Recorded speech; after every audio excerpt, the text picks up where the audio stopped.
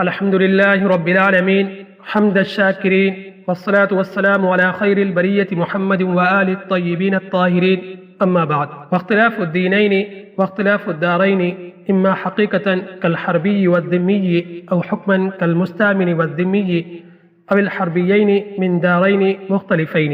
والدار إنما تختلف باختلاف المنعة والملك لانقطاع العصمة فيما بينهم. گزشتہ سبق میں موانع ارث پڑھا کہ وہ معنی جس سے کوئی وارث میراث کی اہلیت ہی سے محروم ہو جاتا ہے اور وہ سبب اس کے اپنے اندر موجود ہوتا ہے. یہ کل 4 اسباب تھے جن میں 2 سبب ہم پڑھ چکے، مزید 2 کا ذکر آج پڑھیں گے. تو کہتے ہیں مصنف واختلاف الدینین کہ وارث اور مورث کا دین مختلف ہو، ایک مسلمان دوسرا کافر ہو تو یہ دونوں ایک دوسرے کے وارث نہیں بنیں گے. یہ تو جمہور کے نزدیک ہے کہ نہ مسلمان کافر کا وارث بنے گا اور نہ ہی کافر مسلمان کا وارث بنے گا. اس کے برخلاف بعض صحابہ جن میں معاذ بن جبل اور معاویہ بن ابی سفیان اور اس طرح بعض دوسرے جن میں حسن بصری رحمہ اللہ وغیرہ موجود ہیں، ان کے بقول مسلمان تو کافر کا وارث بن سکتا ہے لیکن کافر مسلمان کا وارث نہیں بنے گا. اور ان کی دلیل الاسلام یعلو ولا یعلی علیہ کہ اسلام ہمیشہ بلند رہے گا اور اس پر کوئی چیز غالب نہیں آئے گی. اس کے برخلاف جمہور کے نزدیک جس طرح کافر مسلمان کا وارث نہیں بن سکتا اسی طرح مسلمان بھی کافر کا وارث نہیں بن سکتا. ان کی دلیل لا یتوارث اہل الملتین شتیٰ کہ 2 اہل ملت والے 2 دین والے آپس میں ایک دوسرے کے کبھی بھی وارث نہیں بنیں گے. یہاں ملتین سے مراد اسلام اور کفر ہے. باقی الاسلام یعلو ولا یعلی علیہ کا جواب دیتے ہیں کہ یہ غلبہ اخروی مراد ہے یا یہ کہ اس سے مراد دلیل اور حجت کے اعتبار سے اسلام ہمیشہ دوسرے ادیان پر غالب رہے گا. آگے کہتے ہیں واختلاف الدارین اما حقیقتاً کالحربی والذمی کہ دونوں کا دار بھی مختلف ہو، کہ ایک دار الحرب کا ہو دوسرا دار الاسلام کا ہو تو یہ بھی دونوں آپس میں ایک دوسرے کے وارث نہیں بنیں گے. یاد رہے یہ چوتھا سبب صرف اور صرف کافروں کے درمیان ہی جاری رہے گا. مطلب یہ کہ ایک اگر کافر دارالاسلام میں رہتا ہے اور دوسرا کافر دارالحرب میں رہتا ہے تو وہ دونوں ایک دوسرے کے وارث نہیں بنیں گے. اس کے برخلاف اگر کوئی مسلمان ایک دارالحرب میں رہتا ہے دوسرا دارالاسلام میں رہتا ہے جس طرح کے باپ بیٹا ہے تو وہ دونوں ایک دوسرے کے وارث بنیں گے. اختلاف الدارین کہ دونوں کا دار مختلف ہو، اما حقیقتاً یا تو حقیقی طور پر ہوگا کالحربی و ذمی جس طرح کے حربی اور ذمی. حربی اسے کہتے ہیں جو دارالحرب میں رہتا ہو اور ذمی جو دارالاسلام میں رہتا ہو جزیہ دیتا ہو، مسلمانوں نے اس کے جان مال کی ذمہ داری لی ہو.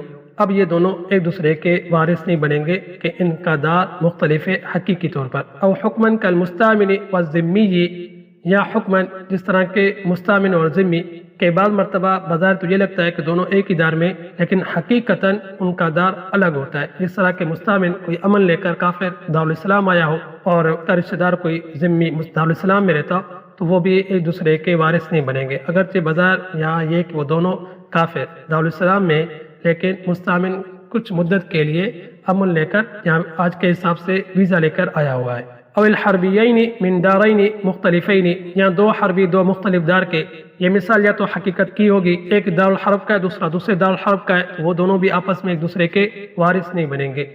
یا یہ کہ یہ حکمن کا ہے کہ 2 مختلف دارالحرب کے کافر دارالاسلام میں آئے ہوئے تو بظاہر تو وہ ایک ہی دار میں لیکن حقیقتاً ان کا دار مختلف ہے. اس طرح 2 مختلف دار کے 2 حربی وہ بھی آپس میں ایک دوسرے کے وارث نہیں بنیں گے. یہ صورت تب بنتی ہے جب وہ اس طرح کے دارالحرب کے کافر یا دارالاسلام کے کافر مقدمہ ہمارے پاس لے کے آئے تو مسلمان کا قاضی ان دونوں کے درمیان میراث کے جاری نہ ہونے کا فیصلہ دے گا.